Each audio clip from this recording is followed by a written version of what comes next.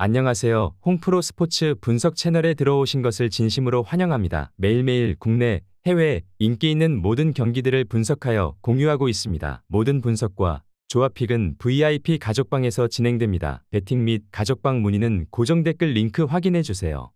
10월 8일 해외 축구 6경기 분석 시작하겠습니다. 첫 번째로 메스 대 오지시니스 경기 알아보겠습니다. 먼저 메스는 니스를 상대로는 제법 괜찮은 퍼포먼스를 보여줄 가능성도 있다.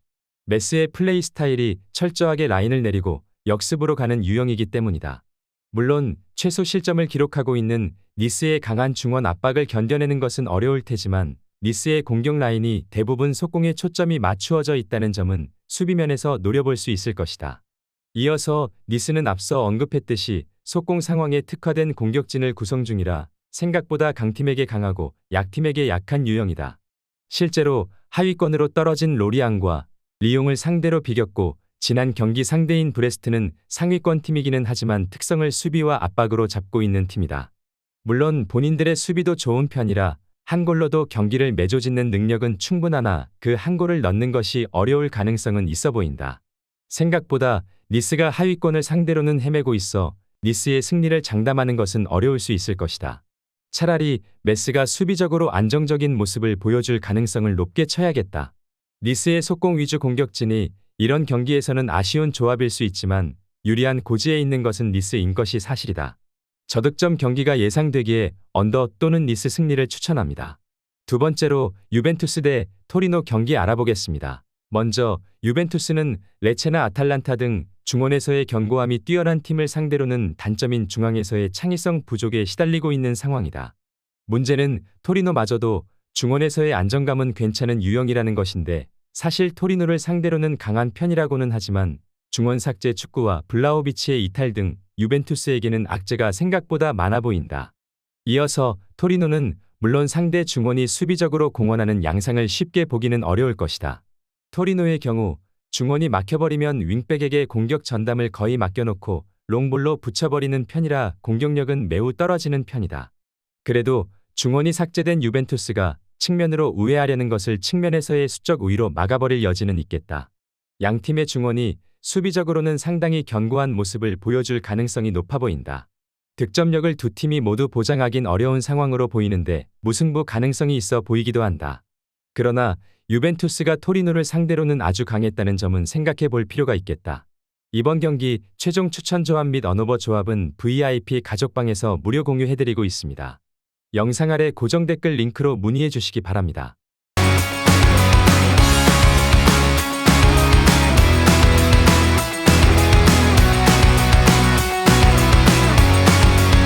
세 번째로 마요르카 대 발렌시아 경기 알아보겠습니다. 먼저 마요르카는 최근 실점 빈도가 늘고 있기는 하지만 바르샤, 라요, 지로나 등 리그 상위권 팀들을 많이 만났다는 점은 감안해 주어야 한다. 사실 발렌시아는 마요르카 입장에서는 상대가 쉬울 수 있는데 주요 옵션인 공중볼 경합에서 스탯 차이가 큰 상황이고 발렌시아의 박스 안 수비도 아주 안정적이라고 보기는 어렵다. 이어서 발렌시아는 가야의 이탈로 인해 주요 공격 루트인 왼쪽이 붕괴되었다는 점도 크지만 발렌시아는 마요르카의 직선적인 공중볼과 세트피스 공격도 무서울 것이다. 올 시즌 발렌시아의 공중볼 경합 성공률은 리그 꼴찌고 이를 반영하듯이 세트피스에서도 4골을 실점하는 중이다. 오픈 플레이에서는 되려 압박 강도가 좋아지면서 실점을 잘 허용하지 않는 편인데 불필요하게 실점하는 경우가 잦은 것이 매우 뼈아프다. 마요르카의 우세를 점쳐보는 매치다. 일단 마요르카의 공격이 롱볼이기는 하지만 발렌시아는 오히려 롱볼이나 세트피스가 약점이라고 볼 여지는 충분하다. 발렌시아는 가야의 이탈로 인해서 주요 공격 루트도 쓸 수 없는 상황이고 애초에 마요르카의 극단적인 수비 라인은 상위권 팀이 아니면 공략이 어렵기도 하다. 저득점 경기가 예상되기에 언더 또는 마요르카 승리를 추천합니다. 네 번째로 브레멘 대 호펜하임 경기 알아보겠습니다.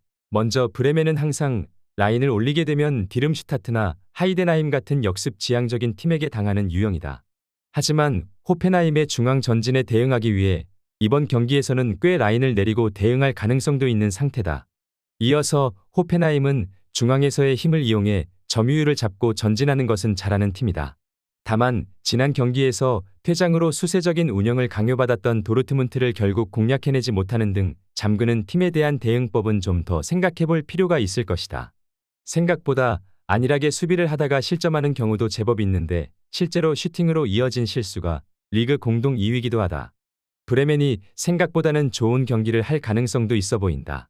라인을 내리고 보수적인 운영을 할 때의 실적은 나름 괜찮은 편이고 호펜하임도 보수적인 운영을 하는 팀에게 좀 공격이 안 풀리는 증상이 있었다.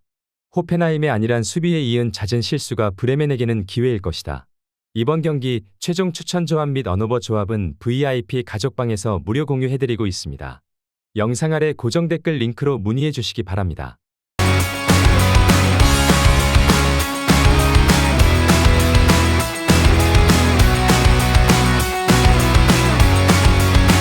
다섯 번째로 제노아 대 AC 밀란 경기 알아보겠습니다. 먼저 제노아는 전력 누수가 상당히 많은 편이다.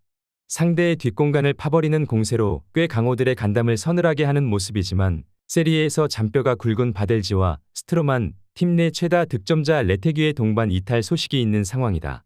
철저하게 상대 공세를 막아내고 역습 한 방으로 이어가야 하는데 이런 전력이라면 개인 기량 면에서도 밀릴 수밖에 없을 것이다. 이어서 밀란은 중앙과 측면에서 개인 기량만으로도 상대를 압도하는 경우가 많은 상황이다. 물론 공격적으로 밀어붙이는 운영 때문에 뒷공간과 간격 유지가 잘 되지 않는 경우가 많이 나오고 있는데 도르트문트 전에서는 상대의 박스 안진입을 최대한 억제하는 등 수비적인 퍼포먼스가 제법 괜찮게 이어지고 있다. 밀란의 승리를 점치는 매치다. 일단 제노아의 전력 누수가 너무 커진 상황이다. 중원과 핵심 공격수의 이탈은 매우 치명적으로 보는 편이 나을 것이다. 밀란이 개인 기량으로 중원과 측면에서의 우세를 충분히 가질 수 있을 것으로 보인다. 저득점 경기가 예상되기에 언더 또는 AC 밀란 승리를 추천합니다. 여섯 번째로 랭스 대 AS 모나코 경기 알아보겠습니다. 먼저 랭스는 기본적으로 수비가 약하고 공격에서 기복이 있는 팀이라는 평가를 듣는 편이다. 다만 모나코 같이 경기를 주도하려는 특성을 보이는 팀을 상대로는 득점력도 꽤 괜찮은 편인데 일단 리옹과 리를 상대로도 2골을 넣고 경기를 가져오는 등 생각보다 강호들을 상대로 꿀리는 전적을 보여주고 있는 양상은 아니다. 이어서 모나코는 랭스와의 원정 경기가 상당히 부담스러울 것이다. 일단 상대가 자신들 같은 특성을 가진 팀에게 강하다는 점도 그렇지만 사실 모나코의 원정 실점률은 매우 흔들리는 편이기 때문이다.